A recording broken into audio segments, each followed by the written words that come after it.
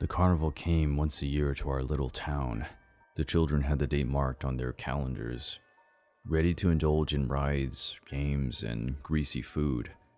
For the adults, it provided an outlet for the children to run free while they enjoyed some quality time with their spouse.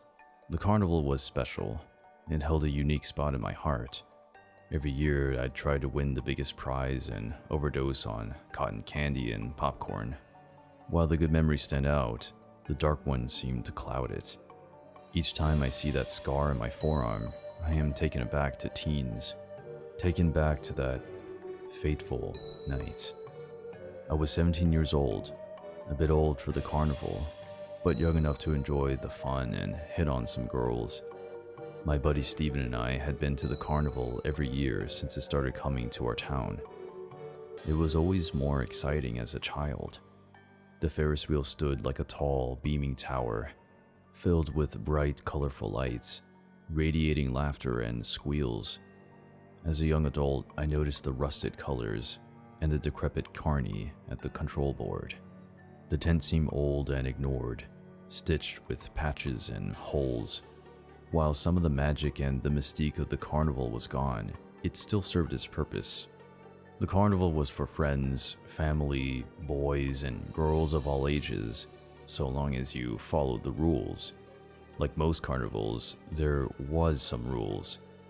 Always keep your hands and feet inside the rides. No littering, no practice shots at the games. Normal stuff. It was the other rules our parents had to warn us about. I never gave much thought to the rules. Chalked it up to something our parents told us to keep in line while we ran free. It wasn't until my own fateful encounter did the seriousness of the carnival rules seep in. Like I said, I was 17, young and stupid. Steven and I headed to the carnival around 8 p.m. that night. It was just starting to get dark, and the carnival was already electric. The smell of fresh popcorn filled the air. Children chased each other with their faces painted like different animals, and desperate boys tried their hardest to win their sweethearts a teddy bear at the ring toss. Steven and I had been warned by our parents every year of the rules. One of the rules was, if you see a clown with a black and white costume, you should never talk to him. A monochrome clown, the thought made me. Innocent enough, we thought. Besides, why would a kid want to talk to a clown like that? Sounded boring and dull. We were used to the bright, cheerful clowns that would do magic tricks and make balloon animals. But I guess that night, we decided to press our luck. Steven and I were scrounging around the carnival for Jennifer and her cousin, Mary Lee. I was sweet on Jennifer, and I think Mary Lee was to Steven, but the feelings weren't mutual. Didn't matter. Jennifer at the time was the most beautiful girl I had ever seen. Long, flowing brown hair and warm olive skin. We were lab partners in biology, but I hadn't had the courage to ask her out formally. She always laughed at my jokes, so I knew she thought I was funny. It was that night at the carnival I planned that I would ask her out. So our search continued. We munched on popcorn and cotton candy, tossed rings onto bottles, and threw darts at the balloons. The night was still young, but there was no sight of Jennifer and her cousin. Every now and again, while we were playing a game, I felt like someone was watching us.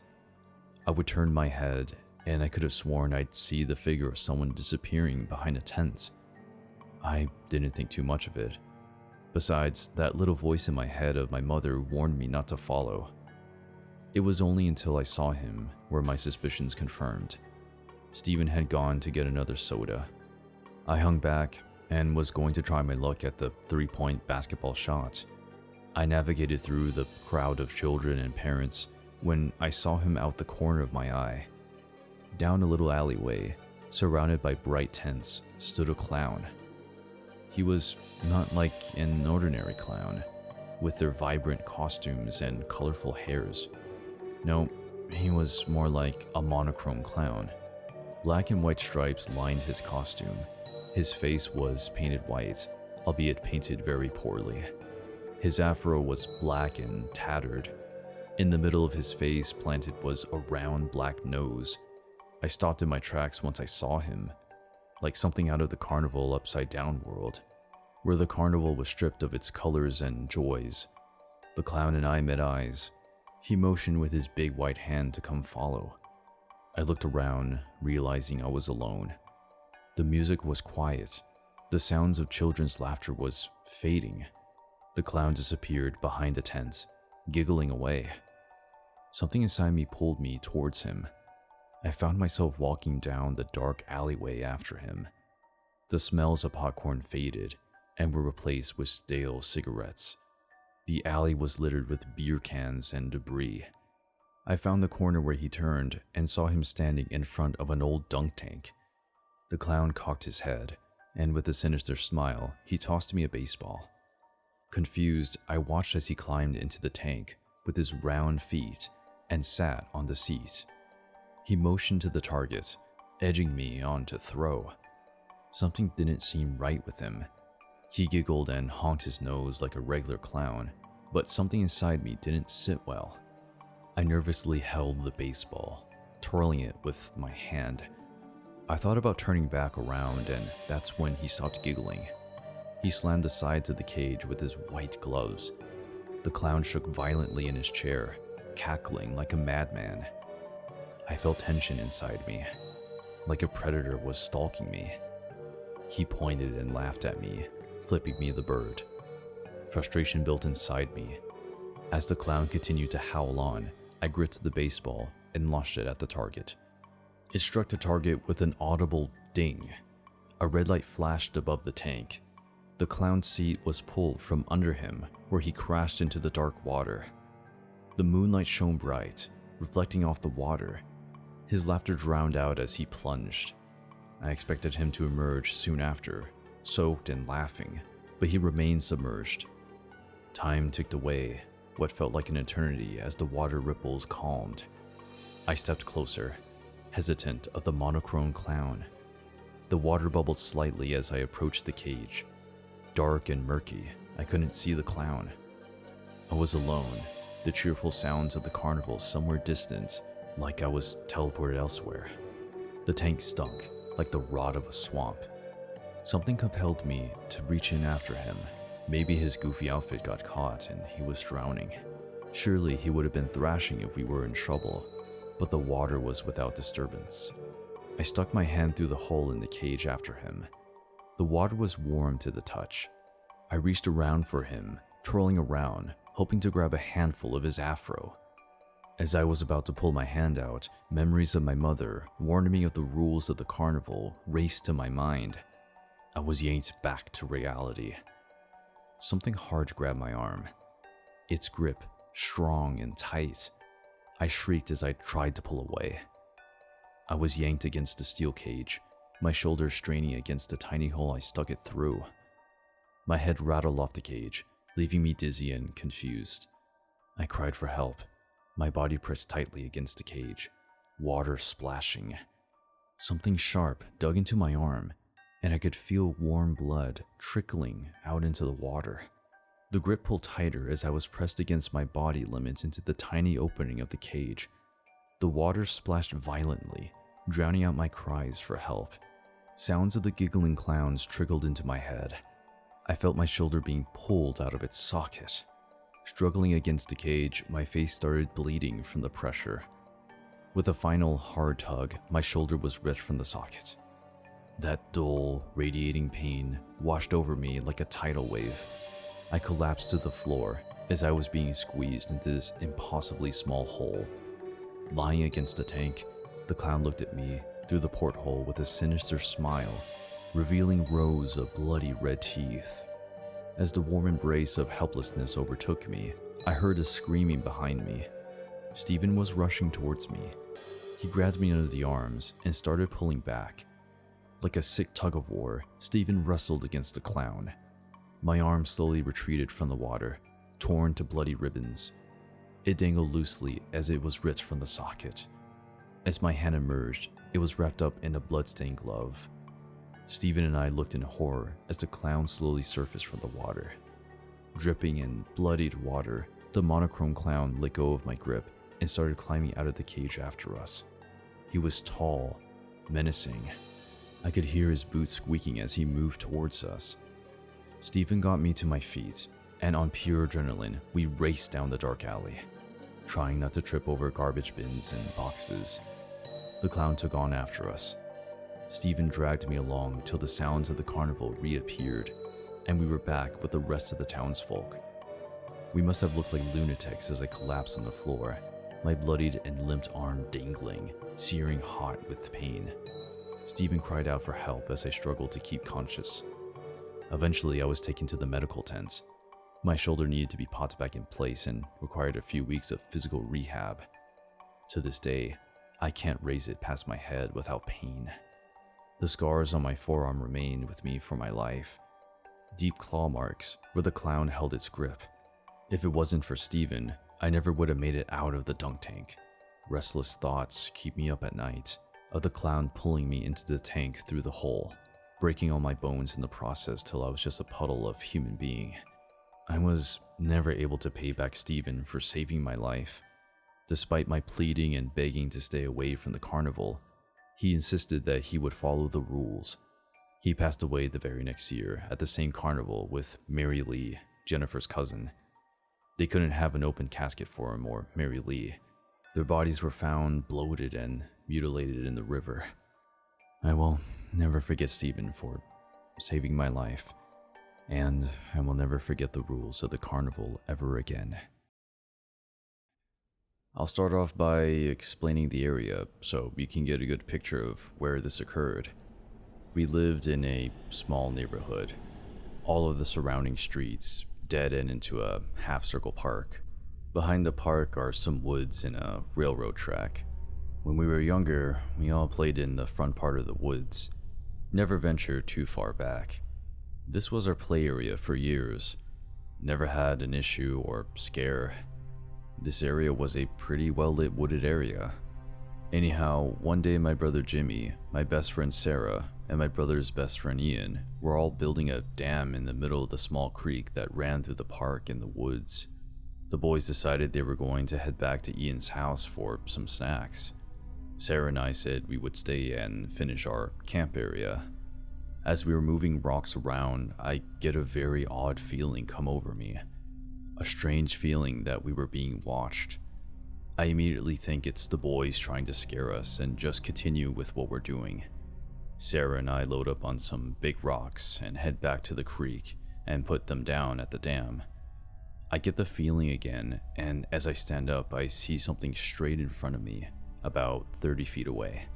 I can't clearly make out what it is yet because it is behind a bush, but I do see that it is a pattern of red and blue. I know that's nothing the boys had on, so at this point I am focusing trying to figure out what it is. As I am scanning up the bush, I start to realize it is a clown. I shit you not, my heart started pounding immediately. The clown and my eyes lock. He is wearing a blue-red hat with a reverse pattern red-blue jumpsuit. I grab Sarah's shirt and immediately pull her upright, and she notices the man right away. He is smiling with a full face of makeup and has a huge knife. We both say nothing and start running as fast as our legs can take us. He begins to follow. We can hear twigs snapping and ground crunching, but we are booking it. We run through the front of the woods, through the side of the park, and up her dead-end street. Ian and Jimmy are 2 houses up from the end and see us running and are screaming what is going on. While running past, we scream, "A clown," and they start laughing. We are still running, screaming for our lives, and finally we make it to the middle of the street where Sarah's dad, Danny, is now running out the front door because he hears us screaming. We meet Danny right at the beginning of the neighbor's house, and we are trying to explain what we've seen, and he says, "Girl, stop it now. This is ridiculous. What are you talking about?" We try to catch our breath. By this time, Jimmy and Ian have caught up to us. We are crying and pointing and telling Danny again that we've seen a clown and a knife. Jimmy and Ian are laughing, and Danny is asking if they played a prank on us. About this time, an old yellow Pinto type of car comes from the dead end at the park and pulls up right next to the sidewalk of the yard we are in. Sure enough, plain as day, it's a fucking clown. No hat this time. but knife in hand and telling us to come here. Danny starts shoving us all towards the house, and he himself is scared and running now. The car drives off down the street. We get inside and Danny calls the police. We had to give statements, and police patrolled the neighborhood and the park for a few weeks. We were never allowed to go in the park again, and a few months after, the city started to clear out the woods, cut down many trees, and made a walking area that you could see through all the way to the train tracks. My friend and I used to talk about this many times up until her death. No one would believe us had they not seen it as well. It was just so scary. I think they only got to see him because whoever it was had to go down the dead-end street to leave the neighborhood. Either way, this man was not afraid of us, nor the small group of people that gathered from our screaming. He very bravely stopped right in front of us as her father tried to comfort us and calm us down, all the while flashing his knife. We are lucky to be alive, I feel. Had it just been one of us left in the woods, which sometimes occurred, I don't think there would have been a group of 4 of us any longer. Sarah's dad stopped drinking that day. We all have a fear of clowns. I was about 7 when this happened, and I need to give some backstory to this. My father loved scaring the shit out of me and my siblings in other ways than just abuse. So when it came to the dark, which I was extremely scared of and still am, he would go outside to my window and just stand there and stare at me through the glass. That not being scary enough, he would dress up in scary costumes too, and would also knock on the window and just stand there, waving. Well, one night I was laying in bed, watching Bones, when I heard a knock on the window. I immediately jumped up and stared at the window to see a man dressed in a clown costume. I have coulrophobia as well, so it didn't really help the situation. And I just laughed it off, thinking it was my dad. But my dad never just stood there for more than 5 minutes, especially because how cold it was outside. But the man just kept standing there. I was then frozen with fear, with the realization that this was not my father. All I could do was stare directly into this man's eyes. I couldn't move, wouldn't move. 2 episodes of Bones later, and the man was still standing there. I was about to get up when all of a sudden my sister and stepsisters barged into my room and the man left. I ran crying to my dad about it. He called the cops. The cops came, and that I know of, nothing ever came up. Man never found. I live in a town that is fairly safe aside from college students. I always feel comfortable walking places alone until one walk. It was during the clown craze, which I thought was fake, until they said they were going to a school in my town. They were in my town, but not at the school. I was walking to our lane library to play games because I have no game consoles or computers at home. There was a small open spot of land right next to the library, and I was there. I looked across the street the same time a person looked at me, but they were dressed as clowns. My worst nightmare. It held a machete and turned its head and started laughing. I was horrified. It started running across the street. All I could do was try to run. I was short at 11 years old, 4 feet 10 inches. The clown seemed to be around 6 feet 3 inches and fast. While it ran, it laughed. After a little, I was so scared I couldn't scream. I just ran to the library and hoped it would leave. When I got inside, I looked out the big window. It was standing head sideways, waving his machete. If it weren't for me having played soccer, I probably wouldn't have survived to turn 14 and finally grow. I never told anyone. I was around 11 years old and was with my sister and her friends. We are all girls. They were around 16 years old and were taking me trick-or-treating. We were going door to door to get candy and playing with silly strings. I kept getting this weird feeling, like I was looking behind me constantly, and I had no clue why.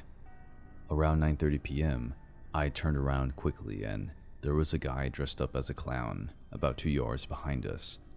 I wasn't really scared about this because I like clowns, and since this was the first time I saw him, I figured he was just trick-or-treating. But he followed us for another hour, never getting candy, and waiting for us at each house we stopped at. At this point, I was stressed and told my sister about the clown. She decided that we should try to go a completely different route and see if he still follows us. So we all crossed the street, and he followed us. My sister absolutely hates clowns and was freaked out, so she called our dad to pick us up. We continued walking for around 30 minutes until our dad called us, saying where he was parked. We all started walking fast toward the direction of my dad's car, but that's when the clown ran in front of us and tried to corner us. I think he knew we were trying to leave. My sister and her friends were freaking out, and me, being a naive and outspoken kid, yelled at the clown to leave us alone. I remember that he tilted his head to the side when I said that, kind of like a confused dog. I grabbed my sister's silly string and told the clown that if he didn't leave us alone, I'd ruin his outfit with the silly string. Again, I was a naive kid. I actually thought he would be scared of silly strings. The clown didn't back off, so I stringed him all over his mask and costume. When I did this, my sister called for our dad again, telling him to hurry where we were. The clown struggled to get the string off of his mask so he could see, but we were already running. My dad came around the corner and we all rushed inside the car. The clown caught up with us, trying to open the car door, but it was locked. As my dad hit the gas, the clown slammed his hands on the back window. I remember him watching out the back window, trying to chase the car, but failing. I never figured out what was up with that clown, but there were other reports of a clown with the same description chasing kids in our area. Creepy clown. I hope that silly string ruined your outfit, and that we never meet again.